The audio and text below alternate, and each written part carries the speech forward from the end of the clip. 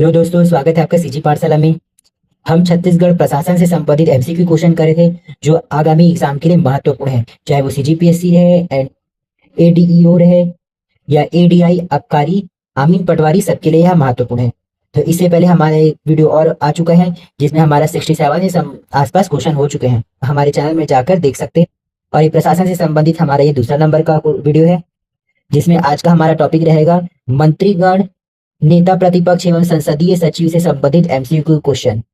अगर आपको इस वीडियो का पीडीएफ चाहिए तो आप हमारे टेलीग्राम चैनल में ज्वाइन हो सकते हैं, जिसका लिंक इस वीडियो के डिस्क्रिप्शन बॉक्स में दिया हुआ है। इसके अलावा वहाँ पे व्हाट्सएप चैनल का लिंक और इंस्टाग्राम का भी लिंक दिया है, आप वहाँ पे ज्वाइन कर सकते हैं। तो आइए आज के टॉपिक से संबंधित पहला क्वेश्चन करते हैं।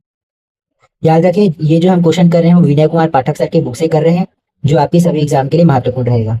आज का पहला क्वेश्चन, संविधान 91 संशोधन अधिनियम 2003 के अनुसार छत्तीसगढ़ में कैबिनेट में मंत्रियों की संख्या मुख्यमंत्री सहित कितने से अधिक नहीं होनी चाहिए।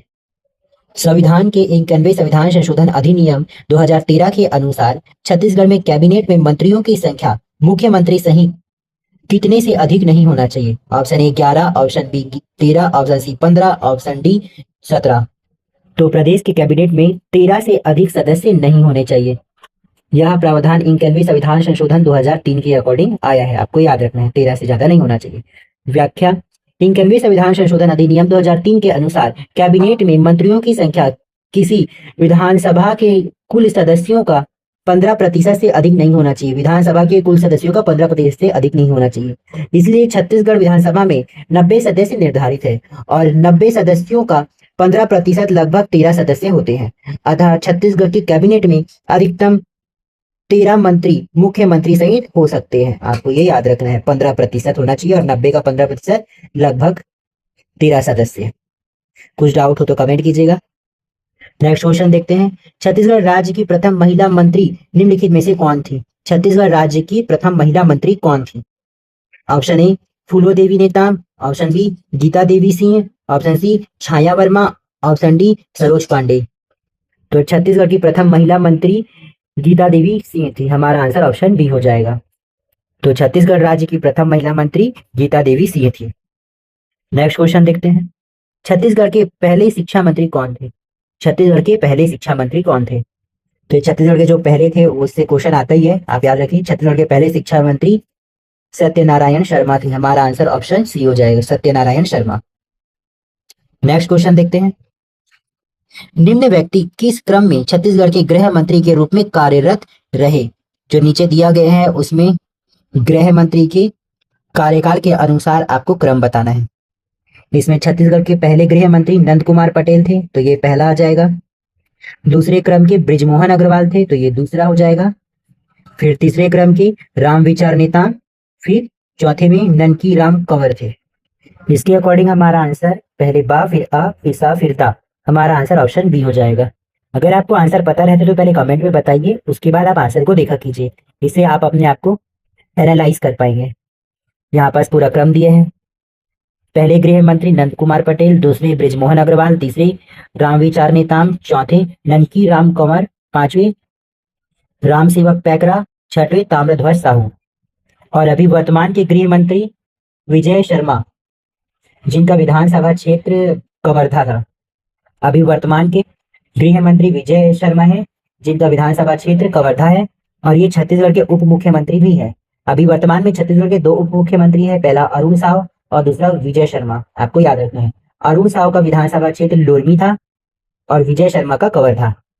चलिए नेक्स्ट क्वेश्चन देखते हैं। अगर आपको आंसर पता हो तो पहले कमेंट में बताइए, उसके बाद देखिए। निम्न में से छत्तीसगढ़ राज्य में कौन सा पद ऑफिशियल पोजीशन किसी भी व्यक्ति द्वारा वर्तमान में धारित नहीं है। ऑफिशियल पोजीशन किसी भी व्यक्ति द्वारा वर्तमान में धारित नहीं है। तो ये क्वेश्चन 2012 में पूछा गया था, उस समय उप मंत्री का पद धारित नहीं था किसी भी व्यक्ति के द्वारा, तो इसमें आंसर ऑप्शन डी हो जाएगा। नेक्स्ट क्वेश्चन, छत्तीसगढ़ राज्य के मंत्रियों के वेतन भत्तों के संबंध में निर्णय लेने के लिए कौन अधिकृत है। मंत्रियों के वेतन भत्ते के लिए निर्णय लेने के लिए कौन अधिकृत है। ऑप्शन ए मुख्यमंत्री, ऑप्शन बी मंत्रिमंडल, ऑप्शन सी राज्यपाल, ऑप्शन डी विधानसभा, ऑप्शन ई भारत का राष्ट्रपति। तो राज्य में किसी भी मंत्रियों के वेतन और भत्ते से संबंधित निर्णय लेने का अधिकार विधानसभा को होता है। हमारा आंसर इसमें ऑप्शन डी हो जाएगा। व्याख्या में भी यही दिया है, छत्तीसगढ़ की विधानसभा द्वारा राज्य के मंत्रियों के वेतन भत्तों के संबंध में निर्णय लेने के लिए अधिकृत है। नेक्स्ट क्वेश्चन, राज्य मंत्री परिषद के सदस्यों का वेतन तथा भत्ते निम्न में से किससे दिए जाते हैं? राज्य मंत्री परिषद के सदस्यों का वेतन तथा भत्ता किससे दिया जाता है वो बताना है। ऑप्शन ए भारतीय रिजर्व बैंक के द्वारा, ऑप्शन बी राज्य कोषालय द्वारा, ऑप्शन सी राज्य आकस्मिक निधि द्वारा, ऑप्शन डी राज्य का संचित निधि द्वारा, ऑप्शन ई इनमें से कोई नहीं। तो राज्य के मंत्री परिषद के सदस्यों का वेतन तथा भत्ते राज्य कोषालय से दिया जाता है। हमारा आंसर ऑप्शन बी हो जाएगा। नेक्स्ट क्वेश्चन देखते हैं। अगर आपको आंसर पता है तो पहले कमेंट में बताइए, उसके बाद देखिए। यदि बजट विधानसभा में पूरा स्थापित होने के पूर्व खुल जाए तो क्या होगा? यदि बजट विधानसभा में पूरा स्थापित होने से पूर्व खुल जाए तो क्या होगा? ऑप्शन ए मंत्री परिषद को त्यागपत्र देना होगा, ऑप्शन बी मुख्यमंत्री को त्यागपत्र देना होगा, ऑप्शन सी वित्त मंत्री को त्यागपत्र देना होगा, ऑप्शन डी उपरोक्त में से सभी, ऑप्शन ई उपरोक्त में से कोई नहीं। तो विधानसभा में पूरा स्थापित से पहले अगर बजट खुल जाए तो वित्त मंत्री को त्यागपत्र देना होगा, इसलिए आंसर ऑप्शन सी होगा। आपको ये याद रखना है। व्याख्या, यदि किसी राज्य का बजट विधानसभा में पूरा स्थापित होने के पूर्व खुल जाए तो वित्त मंत्री को व्यक्तिगत उत्तरदायित्व सिद्धांत के तहत त्यागपत्र देना होगा। किस सिद्धांत के तहत? व्यक्तिगत उत्तरदायित्व सिद्धांत के तहत त्यागपत्र देना होगा। आपको ये याद रखना है। अगर वीडियो अच्छी लग रही हो तो आप लाइक करें, कुछ डाउट हो तो कमेंट कीजिए, और नए व्यूअर्स हो तो सब्सक्राइब जरूर कीजिए। और इसके अलावा अगर आपको छत्तीसगढ़ के इतिहास, पंचायती राज योजनाओं से संबंधित या किसी भी एग्जाम से संबंधित अगर वीडियो चाहिए तो आप हमारे चैनल को देख सकते हैं, उसमें ये सारे वीडियो डले हुए हैं। और अभी वर्तमान में छत्तीसगढ़ भूगोल एवं प्रशासन से संबंधित एमसीक्यू क्वेश्चन डल रहे हैं, तो आप सबको देख सकते हैं। आइए नेक्स्ट क्वेश्चन देखते हैं। प्रभारी मंत्री जिला के कार्य क्या है? प्रभारी मंत्री जिला के कार्य क्या है? जो प्रभारी मंत्री होते हैं उसके कार्य क्या है वो बताना है। 4 दिया है उसमें से। पहला देखते हैं, विकास कार्यों का अनुश्रवण, तो ये सही है, ये तो प्रभारी मंत्री का कार्य है। दूसरा, पंचायत राज संस्थाओं और नगर पालिकाओं के मध्य समन्वय, तो ये प्रभारी मंत्री का कार्य नहीं है। तीसरा, जिला प्रशासन और राज्य प्रशासन के मध्य समन्वय, ये भी नहीं है। चौथा, महाविद्यालयीन प्राध्यापकों का स्थानांतरण, ये भी नहीं है। तो इसके अकॉर्डिंग हमारा आंसर केवल ऑप्शन ए हो जाएगा। ऑप्शन ए सही है। छत्तीसगढ़ के जिला के प्रभारी मंत्री का कार्य केवल विकास कार्यों का अनुश्रवण करना होता है, इसलिए पहला बस सही है, इसलिए ऑप्शन ए सही होगा। नेक्स्ट क्वेश्चन देखते हैं, मोस्ट इंपॉर्टेंट। ये कथन और कारण से संबंधित है।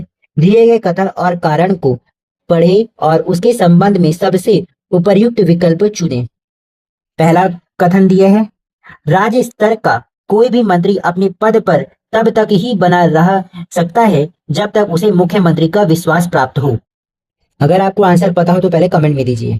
राज्य स्तर का कोई भी मंत्री अपने पद पर तब तक रह सकता है जब तक उसे मुख्यमंत्री का विश्वास प्राप्त हो, तो यह बिल्कुल सही कथन है।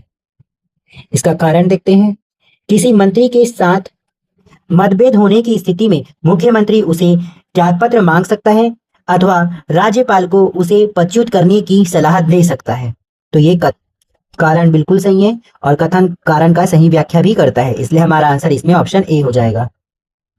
आ और बा दोनों सही है और बा आ की सही व्याख्या करता है। अगर आपको कुछ डाउट हो तो कमेंट कीजिए, हम आपका डाउट जरूर क्लियर करेंगे। नेक्स्ट क्वेश्चन देखते हैं, छत्तीसगढ़ राज्य का सर्वोच्च नीति निर्माण निकाय कौन सा है? छत्तीसगढ़ राज्य का सर्वोच्च नीति निर्माण निकाय कौन सा है? तो छत्तीसगढ़ राज्य का नीति निर्माण करने का कार्य मंत्रिमंडल करता है और सर्वोच्च नीति निर्माण करने का निकाय मंत्रिमंडल को ही माना जाता है। हमारा आंसर ऑप्शन ए हो जाएगा। व्याख्या, छत्तीसगढ़ राज्य का सर्वोच्च नीति निर्माण निकाय मंत्रिमंडल है। यह राज्य शासन के महत्वपूर्ण निकायों को अनुमोदित करता है। नेक्स्ट क्वेश्चन देखते हैं, छत्तीसगढ़ राज्य के प्रथम नेता प्रतिपक्ष कौन थे? छत्तीसगढ़ राज्य के प्रथम नेता प्रतिपक्ष कौन थे? तो प्रथम नेता प्रतिपक्ष नंद कुमार साय थे। हमारा आंसर ऑप्शन बी हो जाएगा। यहाँ पे पूरा डिटेल दिया है कौन कौन है अभी का। व्याख्या, छत्तीसगढ़ के माननीय नेता प्रतिपक्ष की सूची। यहाँ पहले कॉलम में नाम दिया है, दूसरे में विधानसभा और तीसरे में उनका कार्यकाल दिया है। तो कार्यकाल को आप देख लीजिएगा। नाम देखते हैं, पहले थे श्री नंद कुमार साय, दूसरे श्री महेंद्र कर्मा, तीसरे श्री रविंद्र चौबे, और चौथे नंबर के नेता प्रतिपक्ष श्री टी.एस. सिंहदेव जो चौथे नंबर के थे। पांचवें श्री धर्मलाल कौशिक और छठवें में वही पांचवी विधानसभा नारायण चंदेल थे। और अभी वर्तमान में नेता प्रतिपक्ष डॉक्टर चरणदास महंत है जो कांग्रेस पार्टी के थे। डॉक्टर चरणदास महंत नेता प्रतिपक्ष का अध्यक्ष अपोजिशन पार्टी का होता है। वर्तमान में डॉक्टर चरणदास महंत जी है, आपको याद रखना है। नेक्स्ट क्वेश्चन, छत्तीसगढ़ की कांग्रेस शासन की अवधि 2000 से 2003 में विधानसभा में प्रतिपक्ष कौन थे? तो 2000 से 2003 के अंदर में कांग्रेस के नेता प्रतिपक्ष नंद कुमार साय थे। हमारा आंसर ऑप्शन बी हो जाएगा, अभी ऊपर हमने देखा था। नेक्स्ट क्वेश्चन, छत्तीसगढ़ राज्य के द्वितीय विधानसभा के नेता प्रतिपक्ष कौन थे? द्वितीय विधानसभा के, हमें आप उधर देखे थे पूरे चार्ट में, रविंद्र चौबे जी थे। हमारा आंसर ऑप्शन सी हो जाएगा, आपको याद कर लेना है। नेक्स्ट क्वेश्चन, वर्तमान में राज्य के नेता प्रतिपक्ष निम्नलिखित में से कौन है? तो उस समय वर्तमान में नारायण चंदेल जी थे, और अभी वर्तमान में 2025 में अगर पूछा जाए तो नेता प्रतिपक्ष डॉक्टर चरणदास महंत जी है, आपको याद रखना है, डॉक्टर चरणदास महंत, ये पूछा जा सकता है, मोस्ट इंपॉर्टेंट। नेक्स्ट क्वेश्चन देखते हैं, विधानसभा वार नेता प्रतिपक्ष को सुमेलित कीजिए। विधानसभा वार नेता प्रतिपक्ष को सुमेलित करना है। प्रथम विधानसभा के कौन थे? नंद कुमार साय थे, तो ये तीसरा हो जाएगा। द्वितीय विधानसभा के कौन थे? महेंद्र कर्मा जी थे, तो ये हो जाएंगे। तृतीय विधानसभा के रविंद्र चौबे जी थे, और चतुर्थ विधानसभा के टी.एस. सिंहदेव। इसके अकॉर्डिंग अ का तीसरा है, और बा का चौथा है, और सा का दूसरा, और दा का पहला है।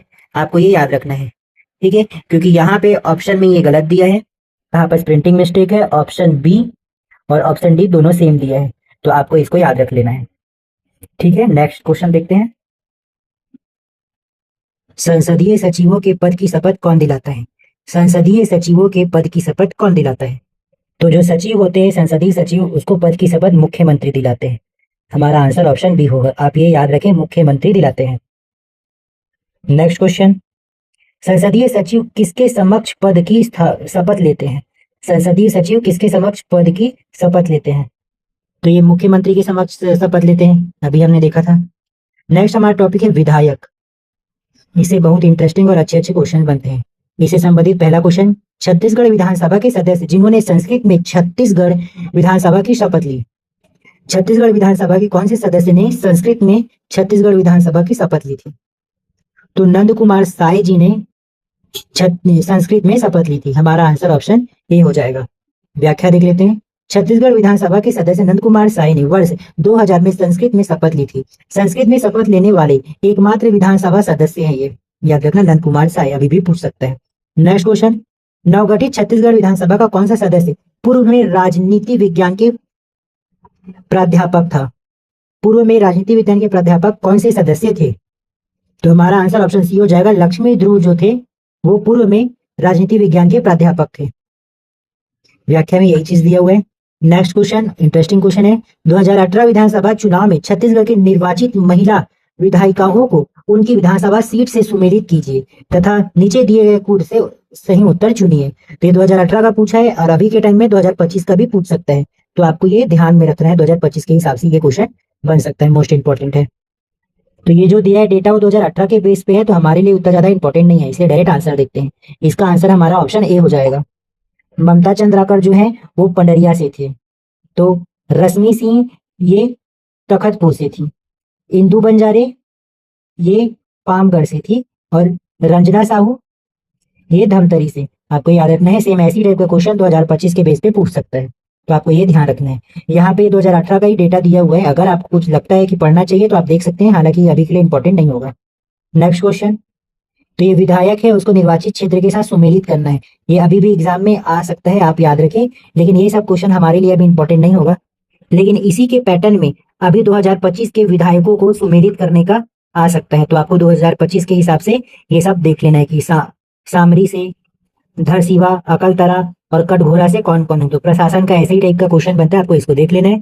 ये हमारे 89 का आंसर ऑप्शन नंबर बी हो जाएगा, और ऑप्शन का पैटर्न भी देखो अलग अलग तरीके का है, तो आप देख लेना इसको। ये भी सेम वैसी है, सूची ए को सूची डी से सुमेलित करना है, यहाँ विधायक का नाम दिया, निर्वाचित क्षेत्र, आपको इसको मिला लेना है। ठीक है, ये भी 2018 के बेस पे है। ऐसे टाइप का डिफरेंट डिफरेंट क्वेश्चन बनता है, तो आप इसको पॉज करके देख सकते हैं कि पैटर्न कैसे बनेगा। हम नेक्स्ट टॉपिक में चलते हैं। ये पैटर्न को देखिए, ये थोड़ा अलग है। इनमें से कौन बहुजन समाज पार्टी के विधायक है, तो आपको उसके पार्टी का नाम भी याद रखना है। ऐसे 4-5 आपको दे दिया जाएगा नाम, और उसमें से कोई 2 या कोई एक बहुजन समाज पार्टी या आम आदमी पार्टी या कांग्रेस या भाजपा आपको चुनना रहेगा। तो इस पैटर्न का आप देख सकते हैं। तो इसको डायरेक्ट डायरेक्ट आगे बढ़ाते हैं, सिर्फ आपको पैटर्न दिखाने के लिए मैं इसको कंटिन्यू कर दिखाते जा रहा हूँ। ये 2019 के बेस पे पूछा है, आपको ये सब 2025 के लिए देख लेना है। मैं पीडीएफ में आपको 2025 का भी सेट करके दे दिए दूंगा, तो आप उसको देख लेना। ये भी 2018 का है। 2018 के छत्तीसगढ़ विधानसभा चुनाव में कांग्रेस ने कितने सीट जीते थे, तो देखो ये कांग्रेस का कितने सीट जीता है 2018 में ये पूछा है। आप अभी भाजपा का कितना सीट जीता है, कांग्रेस ने कितना सीट जीता है, वो सब आप 2025 के हिसाब से देख लेना। ये भी सेम वही है।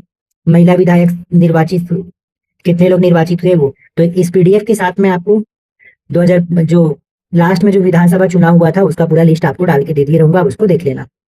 ठीक है, ये आगे ऐसे कंटिन्यू चलते हैं। ये थोड़ा अलग क्वेश्चन है। इनमें से कौन से विधानसभा निर्वाचन क्षेत्र अनुसूचित जनजाति के लिए आरक्षित है, तो ये जो है पहले भी इंपॉर्टेंट थे और अभी के लिए भी इंपॉर्टेंट होगा, क्योंकि जो आरक्षित है वो अभी भी आरक्षित ही होंगे। ये अभी के हिसाब से मैं आपको पूरा लिस्ट दे दिए रहूंगा। इसमें हमारा आंसर ऑप्शन डी हो जाएगा। प्रतापपुर, भरतपुर और जसपुर और सीतापुर जो है वो अनुसूचित जनजाति के लिए आरक्षित है, यहाँ लिखा हुआ है, देख सकते हैं। नेक्स्ट वैसे ही क्वेश्चन है, राज्य विधानसभा में सामान्य स्थान की पहचान कीजिए। सामान्य के लिए जो एरिया है उसको आपको पहचान करना है। तो सामान्य एरिया में भटगांव है, उसके बाद अंबिकापुर है, उसके बाद रायगढ़ है, देन खरसिया है। इसके अकॉर्डिंग हमारा आंसर ऑप्शन बी हो जाएगा। 2018 के बेस में पूछा है, अभी भी पूछ सकता है। नेक्स्ट क्वेश्चन, छत्तीसगढ़ विधानसभा में राष्ट्रवादी कांग्रेस पार्टी के एकमात्र सदस्य है। कांग्रेस पार्टी के एकमात्र कौन सदस्य थे ये, तो ये एनसीपी के बारे में पूछा है, राष्ट्रवादी कांग्रेस पार्टी के हिसाब से। तो ये एकमात्र सदस्य कौन थे 2007 के हिसाब से, नोबेल वर्मा थे। आपको याद रखना है, ऐसे टाइप का क्वेश्चन बनता है, आप यहाँ व्याख्या देख सकते हैं। ठीक है, नेक्स्ट जो टॉपिक है संसद से रहेगा। इससे आपको एग्जाम का पैटर्न ही पता चलेगा। आइए संसद को देखने से पहले हम विधानसभा के 90 सीट 2025 के हिसाब से देख लेते हैं, इंपॉर्टेंट हो सकता है वो। तो ये आपके पास है नवनिर्वाचित विधायकों की सूची, इनकी संख्या 90 है। पहले कॉलम में आपको विधानसभा के क्षेत्र दिया गया है, उसके विधायक के नाम दिए गए हैं, और विशेष में वो कौन से पार्टी के हैं उसको बताया गया है। और ये विधानसभा क्षेत्र के साथ साथ में अनुसूचित जनजाति, अनुसूचित जाति और सामान्य को ब्लैंक छोड़ा गया है, आप उसको देख सकते हैं। तो इसे बहुत सारे नाम हैं, आप लाइन से इसको पूरा का पूरा देख लेना है। इसको आपको मैं पीडीएफ में सेंड कर दूंगा। अगर फिर भी अगर आपको कुछ भी डाउट हो तो आप कमेंट कीजिए, मैं आपके डाउट को क्लियर करूंगा। ये 90 है। आपको कैसे इससे क्वेश्चन बनेंगे आप देखे हैं। पहला क्वेश्चन ये था कि सदस्य को उसके पार्टी से जोड़ना था, मतलब सुमेलित करना था। और दूसरा पैटर्न का क्वेश्चन था कि सदस्य को उसके निर्वाचित क्षेत्र से जोड़ना था। और तीसरा तरीके का पैटर्न, उसके निर्वाचित क्षेत्र जो है कौन अनुसूचित जाति का है, अनुसूचित जनजाति और सामान्य क्षेत्र से संबंधित पैटर्न था। तो उस पैटर्न के बेस पे आप इसका आप क्वेश्चन आप अच्छे से कर पाएंगे अगर आपको ये याद रहेगा। तो मेन पार्टी को याद रख लीजिएगा। कितने भाजपा के सदस्य थे ऐसा क्वेश्चन भी था, कितने कांग्रेस के हैं, कितने अन्य समाज पार्टी के थे, ये सब भी पूछा गया था। तो आइए अब सांसद से संबंधित क्वेश्चन करते हैं। फिर भी आपको कुछ भी डाउट हो तो कमेंट जरूर कीजिएगा। नेक्स्ट हमारा इंपॉर्टेंट टॉपिक है सांसद। याद रखिए छत्तीसगढ़ में भारत के प्रतिनिधित्व के लिए 16 सांसद दिया गया है। 16 सांसद में 11 सांसद जो है वो लोकसभा के हैं, और जो 5 सांसद हैं वो राज्यसभा के लिए है। आपको ये याद रखना है, इसी के पैटर्न से बहुत सारे क्वेश्चन बनेंगे। आइए पहला क्वेश्चन देखते हैं। छत्तीसगढ़ को भारत की संसद में कितना प्रतिनिधित्व दिया गया है। छत्तीसगढ़ को भारत की संसद में कितना प्रतिनिधित्व दिया गया है, तो 11 किसका था, लोकसभा का था, और 5 किसका था, राज्यसभा का, और दोनों मिलाकर कितना हो गए थे, 16। तो हमारा आंसर इसमें ऑप्शन सी हो जाएगा, 16। यहाँ पर डिटेल दिया गया है, ये भी आपके लिए इंपॉर्टेंट रहेगा। यहाँ सांसद का सीट है, यहाँ संख्या, और आरक्षित भी आपको याद रखना है, कितना एससी के लिए आरक्षित है, कितना एसटी के लिए। तो सबसे पहले राज्यसभा में सीटों की संख्या 5 है। राज्यसभा की सीटों में किसी प्रकार का आरक्षण नहीं दिया गया। आपको याद रखना है, राज्यसभा की सीटें पूरे तरीके से स्वतंत्र है, आरक्षण नहीं दिया गया। नेक्स्ट लोकसभा। लोकसभा में एससी के लिए 1 सीट है, और कौन सा क्षेत्र है वो, जांजगीर चांपा। दूसरा एसटी के लिए 5 सीट है, सॉरी 4 सीट है एसटी के लिए, 4 सीट। कौन कौन सा, सरगुजा, रायगढ़, कांकेर और बस्तर। ये सांसद के हिसाब से, ठीक है, और विधायक के हिसाब से अलग था, उसका चार्ट हमने देख लिया। और अनारक्षित 6 है, कौन कौन सा? कोरबा, बिलासपुर, महासमुंद, रायपुर, दुर्ग और राजनांदगांव। और ये जनसंख्या के आधार पर ये चेंज होते रहते हैं, जो कई कई साल में चेंज होता है, एकदम से एक ही बार में नहीं होता, उसका आप ध्यान रखिए, पूरा मिला के 16। नेक्स्ट है क्वेश्चन, छत्तीसगढ़ में कितने लोकसभा निर्वाचन क्षेत्र हैं? तो लोकसभा के लिए 11 है, मैंने आपको बताया था अभी। नेक्स्ट देखते हैं, छत्तीसगढ़ में राज्यसभा के सदस्यों की कुल संख्या कितनी है? तो राज्यसभा के लिए 5 है, तो इसमें हमारा आंसर ऑप्शन सी हो जाएगा। नेक्स्ट क्वेश्चन, छत्तीसगढ़ में सामान्य वर्ग के लिए संसदीय निर्वाचन क्षेत्रों की कुल संख्या कितनी है? तो समान क्षेत्रों के लिए कितना था? 6 था। और एससी के लिए 1 है, एसटी के लिए 4 है और सामान्य के लिए 6 है, इस तरीके से 11 को याद रखना है। नेक्स्ट क्वेश्चन, छत्तीसगढ़ राज्य में अनुसूचित जनजाति के लिए लोकसभा में आरक्षित सीटों की संख्या कितनी है? अनुसूचित जनजाति के लिए पूछा गया है, तो अनुसूचित जनजाति के लिए कितना है? 4 है। अनुसूचित जनजाति का मतलब क्या है? एसटी सीट कितना है? 4 है। नेक्स्ट क्वेश्चन, छत्तीसगढ़ राज्य में अनुसूचित जाति के लिए आरक्षित सीटों की संख्या कितनी है? तो अनुसूचित जाति का मतलब क्या है? एससी, तो एससी के लिए कितना है? 1 सीट। नेक्स्ट क्वेश्चन, छत्तीसगढ़ क्षेत्र से प्रथम महिला सांसद कौन थी? छत्तीसगढ़ क्षेत्र से प्रथम महिला सांसद कौन थी? तो मिनी माता थी, इन्हीं के नाम से विधानसभा भवन का नाम रखा गया है। व्याख्या देख लेते हैं, छत्तीसगढ़ क्षेत्र से प्रथम महिला सांसद मिनी माता थी। छत्तीसगढ़ में कुल संसदीय सीटों की संख्या 16 है। नेक्स्ट क्वेश्चन देखते हैं, इस राज्य में निम्नलिखित में से कौन सा लोकसभा क्षेत्र अनुसूचित जनजाति के लिए आरक्षित नहीं है? तो लोकसभा क्षेत्र को भी आपको पूरा 11 को याद कर लेना है, कौन सा किसके लिए आरक्षित है, किसके लिए नहीं है। तो आपको 5 ही एरिया को याद करना है, बाकी सब तो अनारक्षित है। तो इसके अकॉर्डिंग हमारा आंसर क्या हो जाएगा? ऑप्शन नंबर सी, सारंगगढ़ जो है वह अनुसूचित जनजाति के लिए आरक्षित नहीं है। हमारा आंसर ऑप्शन सी हो जाएगा, सारंगगढ़ क्षेत्र अनुसूचित जनजाति के लिए आरक्षित नहीं है। याद रखिए, आपके लिए रिवीजन के लिए अच्छा काम आएगा, कैसा क्वेश्चन बनेगा आपको आइडिया होते जाएगा। और वर्तमान का डेटा याद रखिए, आपसे सभी क्वेश्चन बनने लग जाएंगे। नेक्स्ट क्वेश्चन, विधानसभा निर्वाचन क्षेत्रों को लोकसभा निर्वाचन क्षेत्र के साथ सुमेलित कीजिए। विधानसभा के निर्वाचन क्षेत्र को लोकसभा के निर्वाचन क्षेत्र के साथ सुमेलित करना है। याद रखिए, विधानसभा के लिए 90 सीट है और लोकसभा के लिए कितना? 11 सीट है, तो उसको सुमेलित करना है। पहला कॉलम आपको दे दिया है लोकसभा निर्वाचन क्षेत्र और विधानसभा निर्वाचन क्षेत्र दूसरा है, उसको आपको सुमेलित करना है।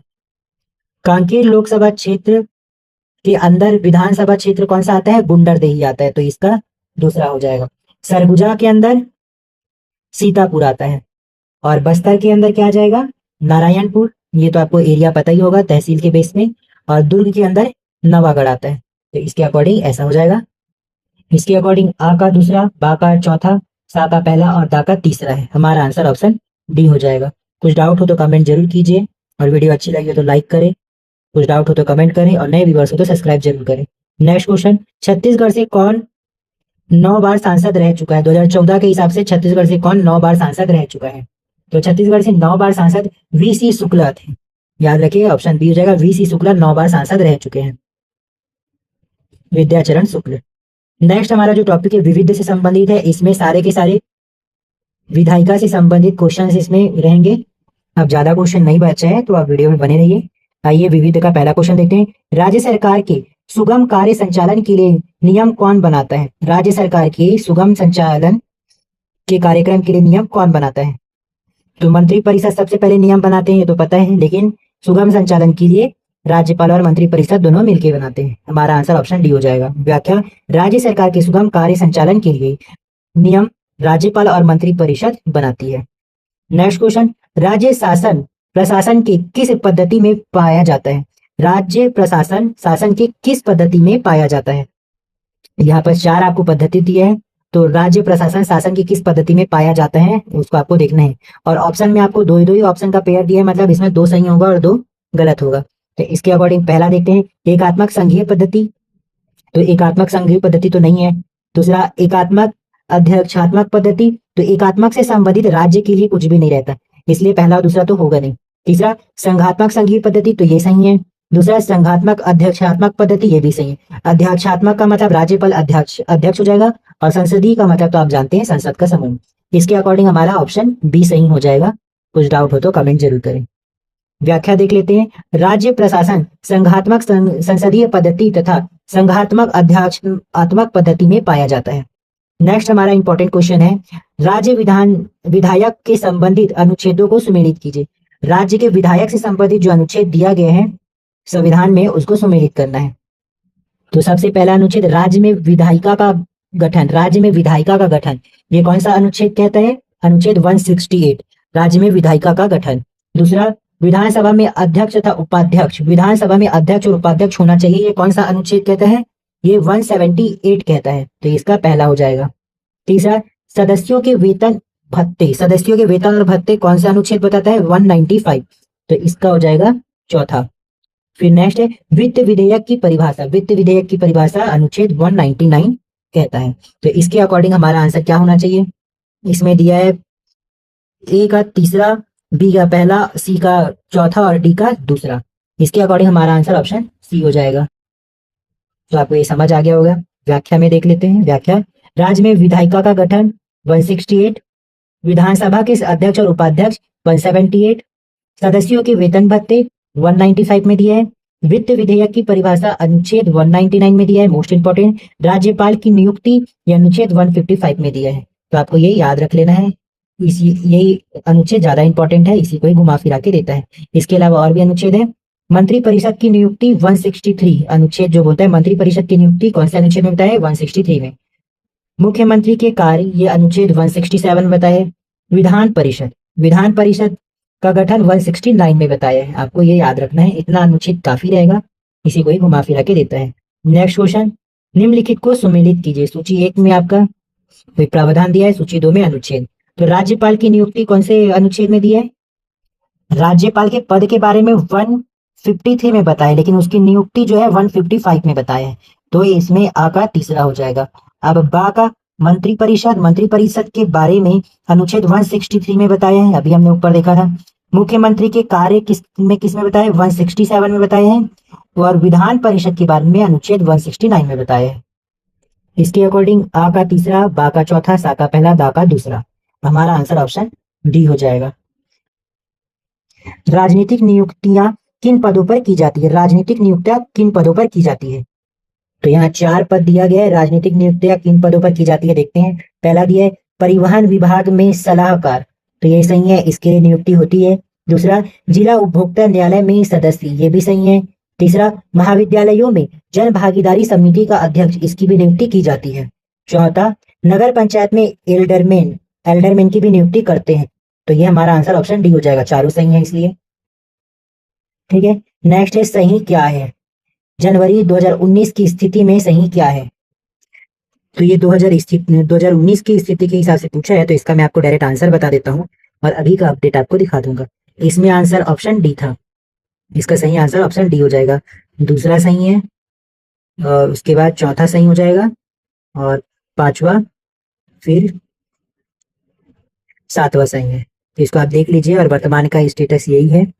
विधानसभा सदस्यों का वेतन 2025 के हिसाब से अगर देखा जाए तो मुख्यमंत्री का वेतन 50,000 प्रति माह है, कैबिनेट मंत्री का वेतन 45,000 प्रति माह है, और विधानसभा के स्पीकर का वेतन 47,000 प्रति माह है, और विधानसभा के डिप्टी स्पीकर का वेतन 35,000 प्रति माह है। इसके अलावा एक नेता प्रतिपक्ष का भी वेतन पूछा जाता है, तो याद रखें नेता प्रतिपक्ष का भी वेतन 45,000 है। नेता प्रतिपक्ष का वेतन भी 45,000 है, ठीक है, तो आप इसको याद रखें। नेक्स्ट क्वेश्चन देखते हैं। यदि एक अध्यादेश राज्य विधानसभा द्वारा पारित हो जाता है तो क्या होगा? राज्य विधानसभा द्वारा अगर एक अध्यादेश पारित हो जाता है तो क्या होगा? पहला कथन देखते हैं, यह अध्यादेश अधिनियम बन जाएगा, तो ये सही है, ये अधिनियम बन जाएगा। दूसरा, इसे अधिनियम करने के लिए राज्यपाल का हस्ताक्षर आवश्यक है, तो ये भी सही है, राज्यपाल के हस्ताक्षर के बगैर कोई भी अध्यादेश अधिनियम नहीं बन सकता। तीसरा, राज्यपाल इसे राष्ट्रपति को संदर्भित करेगा, तो ये गलत है। चौथा, राष्ट्रपति का निर्णय अंतिम होगा, ये भी गलत, उसको भेजना कंपलसरी नहीं है, ये राज्यपाल के ऊपर है, अगर हस्ताक्षर कर देगा तो वो अधिनियम बन जाएगा। तो इसके अकॉर्डिंग पहला दूसरा सही है, हमारा आंसर ऑप्शन सी हो जाएगा। व्याख्या देख लेते हैं। यदि एक अध्यादेश राज्य विधानसभा द्वारा पारित हो जाता है तो अध्यादेश अधिनियम बन जाएगा, इसे अधिनियमित करने के लिए राज्यपाल का हस्ताक्षर आवश्यक होगा। नेक्स्ट क्वेश्चन, निम्नलिखित में से कौन सा कार्य राज्य सरकार का नहीं है? तो 4 ऑप्शन में से 3 कार्य होगा और 1 नहीं होगा। ऑप्शन ए देखते हैं, नीति निर्माण में मंत्री को सहायता करना, तो ये राज्य सरकार का कार्य है, तो ये सही है। दूसरा, एक सरकार से दूसरे सरकार के मध्य संचार का माध्यम बनना, ये भी सही है, राज्य सरकार का ही कार्य है ये। तीसरा, विधानसभा में कानून के प्रस्ताव का प्रारूप तैयार करना, ये भी सही है, प्रारूप तैयार करता है।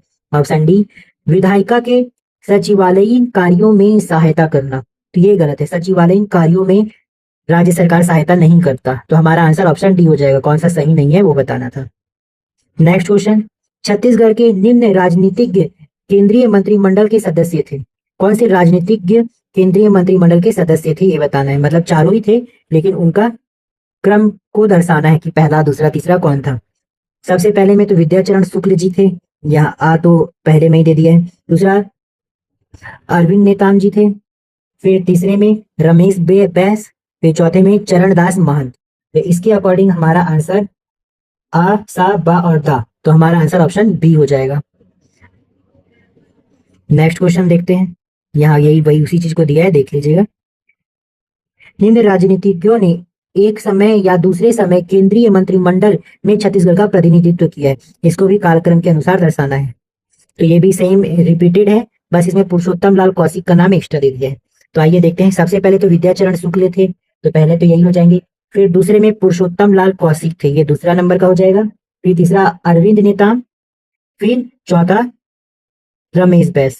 तो इस तरीके से हमारा आंसर इसमें क्या हो जाएगा, पहला, फिर तीसरा, फिर दूसरा, फिर चौथा, हमारा आंसर ऑप्शन बी हो जाएगा। आपको ये याद रखना है, याद रखें। नेक्स्ट क्वेश्चन, क्षेत्रीय राजनीतिक दल छत्तीसगढ़ जनता कांग्रेस पार्टी किसके द्वारा स्थापित किया गया। क्षेत्रीय राजनीतिक दल छत्तीसगढ़ जनता कांग्रेस पार्टी किसके द्वारा स्थापित किया गया, तो ये अजीत जोगी के द्वारा स्थापित किया गया था। हमारा आंसर ऑप्शन ए हो जाएगा, व्याख्या में वही दिया है, आप देख सकते हैं। नेक्स्ट क्वेश्चन, नवंबर 2018 में हुए छत्तीसगढ़ विधानसभा चुनाव में निम्नलिखित में से किस दल ने बहुमत हासिल की। तो 2018 के हिसाब से पूछा है, आपको कब का बताना है, 2025 के हिसाब से। तो उस समय किसने बहुमत हासिल की थी, भारतीय राष्ट्रीय कांग्रेस ने। हमारा आंसर इसमें ऑप्शन बी हो जाएगा 2019 के हिसाब से। 2025 के हिसाब से आपको वो देख लेना है। नेक्स्ट क्वेश्चन, मैं सभी प्रकार के लोगों के प्रति संविधान और विधि के अनुसार न्याय करूंगा, यह किसके शपथ प्रारूप में से संबंधित है। मैं सभी प्रकार के लोगों के प्रति संविधान और विधि के अनुसार न्याय करूंगा, यह राज्य के मंत्रियों का शपथ का प्रारूप है। हमारा आंसर ऑप्शन सी हो जाएगा। नेक्स्ट क्वेश्चन, राज्य के महाअधिवक्ता का उल्लेख भारतीय संविधान के किस अनुच्छेद में दिया गया है। राज्य के महाअधिवक्ता का उल्लेख भारतीय संविधान के किस अनुच्छेद में दिया गया है, तो अनुच्छेद 165 में दिया गया है। हमारा आंसर ऑप्शन सी हो जाएगा। नेक्स्ट क्वेश्चन है और इस वीडियो का लास्ट क्वेश्चन है, मुख्यमंत्री के वेतन एवं भत्तों का निर्धारण किसके द्वारा किया जाता है। मुख्यमंत्री के वेतन और भत्तों का निर्धारण राज्य विधानमंडल के द्वारा किया जाता है। ये स्टार्टिंग में ये क्वेश्चन था। तो ये हमारा वीडियो यहाँ पर कंप्लीट है। विधायिका से संबंधित सभी प्रीवियस ईयर क्वेश्चन कंप्लीट हो गए हैं। अब नेक्स्ट हम देखेंगे कार्यपालिका से संबंधित। नेक्स्ट हमारा जो PYQ रहेगा वो कार्यपालिका से संबंधित रहेगा, जिसमें हम कार्यपालिका के प्रशासन, मुख्य सचिव, पुलिस एवं जेल प्रशासन, आयोग, मंडल एवं प्राधिकरण और विधि से संबंधित क्वेश्चन को देखेंगे। ये मोस्ट इंपॉर्टेंट रहेगा। नेक्स्ट वीडियो में आप बने रहिएगा, आपका हमें इंतजार रहेगा। आपका दिन शुभ रहे, धन्यवाद।